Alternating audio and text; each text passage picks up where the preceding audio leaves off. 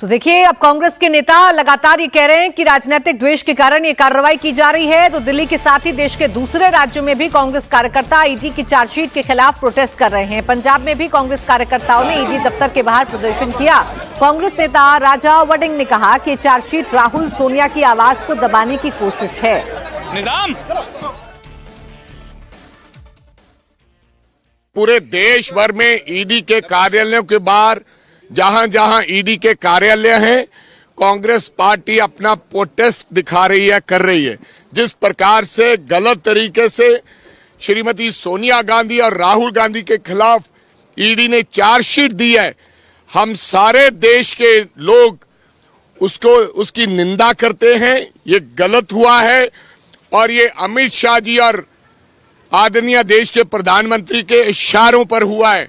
ये विपक्ष की आवाज दबाना चाहते हैं। इन्हें लगता है कि अगर गांधी परिवार की आवाज हम दबा लेंगे तो इस देश के ऊपर आरएसएस की विचारधारा लागू कर लेंगे।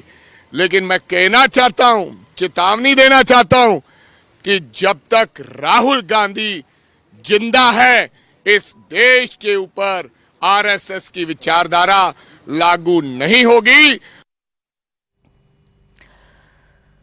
तो देखिए, राजनीति अपनी जगह, ईडी के आरोप अपनी जगह। ईडी चार्जशीट में राहुल गांधी और सोनिया गांधी का नाम दर्ज कर चुकी है और इसी का विरोध आज कांग्रेस के नेता कर रहे हैं। जबकि कांग्रेस के इस प्रदर्शन को लेकर बीजेपी सांसद रविशंकर प्रसाद ने भी सोनिया और राहुल गांधी पर अटैक कर दिया है।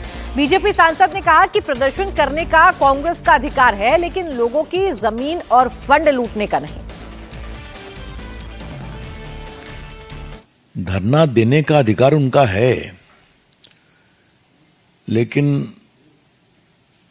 जमीन और फंड लूटने का अधिकार नहीं है उनका। 1937 में शुरू किया गया था। इसमें 5000 शेयर होल्डर्स थे जिन्हें शेयर खरीदे उसके। तो ये नेहरू खानदान की जागीर कभी नहीं रही है, इस बात को समझना बहुत जरूरी है। 2008 में नेशनल हेराल्ड का पब्लिकेशन बंद हो गया। तो ये तो इस देश को सीखना चाहिए कि ये जो गांधी मॉडल ऑफ डेवलपमेंट है, इसलिए मैं इसको गांधी मॉडल ऑफ डेवलपमेंट कह रहा हूं। गांधी जी नहीं, Gandhi model of development. Be very clear about it. क्या सवाल पूछते हैं ये लोग, परिवार के लोग? भ्रष्टाचार का इनका पूरा आचरण, शेयर की हेराफेरी करो, संपत्ति बनाओ, और ये सारी संपत्ति सरकार के द्वारा दी हुई थी। क्या भोपाल, क्या पटना, क्या लखनऊ।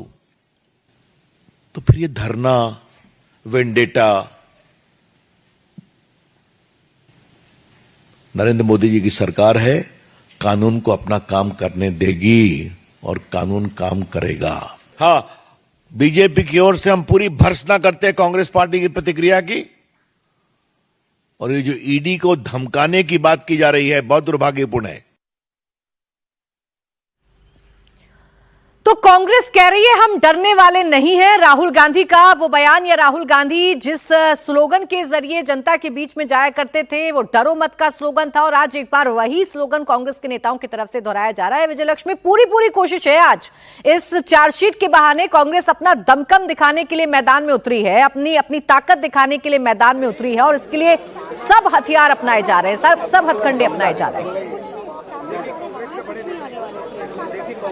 बिल्कुल प्राची, पूरे दमखम के साथ कांग्रेस पार्टी मैदान में उतरी है और तमाम जो कांग्रेस के नेता हैं वो 24 अकबर रोड पर सुबह इकट्ठा हुए। ईडी दफ्तर तक हालांकि मार्च कांग्रेस के नेता करना चाहते थे, लेकिन बंदोबस्त इतना चाक चौबंद था कि सबको यहीं पर डिटेन कर लिया गया और अकबर रोड से आगे मूव कांग्रेस पार्टी को नहीं करने दिया गया। अभी फिलहाल आपको तमाम नेता कांग्रेस पार्टी के यहाँ कांग्रेस मुख्यालय में दिख रहे हैं। गुरदीप सप्पल हैं, इसके अलावा सचिन पायलट हैं, इमरान प्रतापगढ़ी हैं, सुप्रिया श्रीनेत, दीपा दास मुंशी, तमाम लोग हैं। मुमताज पटेल हमारे साथ इस वक्त हैं, उनसे बातचीत करेंगे, क्योंकि कांग्रेस पार्टी कह रही है कि गुजरात में जो कांग्रेस एक्टिव हुई है अपने संगठन को मजबूत करने के लिए, उससे बीजेपी घबराई हुई है और इसलिए ये टाइमिंग चुनी गई है। मुमताज, आपको ऐसा क्यों लगता है कि ये टाइमिंग आपके संगठन मजबूती के कार्यक्रम को लेकर चुनी गई है? क्योंकि बीजेपी तो कह रही है कि फंड, ये भ्रष्टाचार अगर कोई करेगा तो कानूनी कार्रवाई होगी और कानूनी कार्रवाई हो रही है। जी, तो 11 साल पुराना केस है और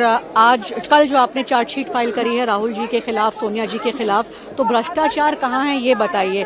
क्या एक भी पैसा या एक भी प्रॉपर्टी, कोई भी एसेट उनके नाम पे ट्रांसफर करी गई है? नॉन प्रॉफिट कंपनी है यंग इंडिया की जो बात कर रहे हैं, डेट ट्रांसफर किया गया था इक्विटी शेयर के बेसिस पे। ईडी को सारा मालूम है जितना पैसा जो कांग्रेस पार्टी ने लोन पे दिया था उस पैसे को कहाँ खर्च किया गया, वो सारी डिटेल्स एजेंसीज के पास है।